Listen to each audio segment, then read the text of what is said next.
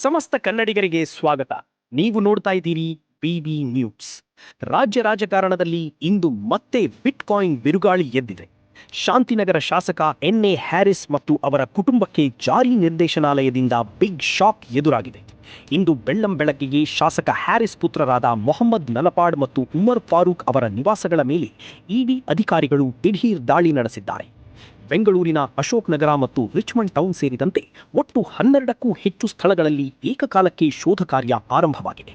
ಮುಂಜಾನೆ 7 ಗಂಟೆಯಿಂದಲೇ ಸಿಆರ್ಪಿಎಫ್ ಸಿಬ್ಬಂದಿಯ ಬಿಗಿ ಬಂದೋಬಸ್ತ್ನಲ್ಲಿ ಅಧಿಕಾರಿಗಳು ಮಹತ್ವದ ದಾಖಲೆಗಳನ್ನು ಜಾಲಾಡುತ್ತಿದ್ದಾರೆ. ಹಾಗಾದರೆ ಈ ದಾಳಿಯ ಹಿಂದಿನ ಅಸಲಿ ಕಾರಣವೇನು? ಇದು ಹಳೆಯ ಬಿಟ್ಕಾಯಿನ್ ಹಗರಣದ ಮುಂದುವರಿದ ಭಾಗ ಎನ್ನಲಾಗುತ್ತಿದೆ. ಕುಖ್ಯಾತ ಹ್ಯಾಕರ್ ಶ್ರೀಕೃಷ್ಣ ಅಲಿಯಾಸ್ ಶ್ರೀಕಿ ಜೊತೆ ಶಾಸಕರ ಪುತ್ರರು ಆರ್ಥಿಕ ವ್ಯವಹಾರ ನಡೆಸಿದ್ದಾರೆ ಎಂಬ ಗಂಭೀರ ಆರೋಪ ಕೇಳಿಬಂದಿದೆ. ಸುಮಾರು 4.5 ಕೋಟಿ ರೂಪಾಯಿಗಳ ಅಕ್ರಮ ಹಣ ವರ್ಗಾವಣೆಯಾಗಿದೆ ಎಂಬ ಸಂಶಯದ ಮೇಲೆ ಇಡಿ ಈಗ ತನಿಖೆ ಚುರುಕುಗೊಳಿಸಿದೆ. ಹ್ಯಾಕಿಂಗ್ ಮೂಲಕ ಗಳಿಸಿದ ಡಿಜಿಟಲ್ ಆಸ್ತಿಯನ್ನು ಲೇಯರಿಂಗ್ ಮೂಲಕ ಬ್ಯಾಂಕ್ ಖಾತೆಗಳಿಗೆ ವರ್ಗಾಯಿಸಲಾಗಿದೆ ಎಂಬುದು ಅಧಿಕಾರಿಗಳ ಪ್ರಾಥಮಿಕ ತನಿಖೆಯಲ್ಲಿ ತಿಳಿದುಬಂದಿದೆ. ಈಗ ಇದೇ ಪ್ರಕರಣಕ್ಕೆ ಸಂಬಂಧಿಸಿದಂತೆ ಡಿಜಿಟಲ್ ಪುರಾವೆಗಳಿಗಾಗಿ ನಲಪಾಡ್ ಅವರ ನಿವಾಸದಲ್ಲಿ ತಲಾಶಿ ನಡೆಯುತ್ತಿದೆ.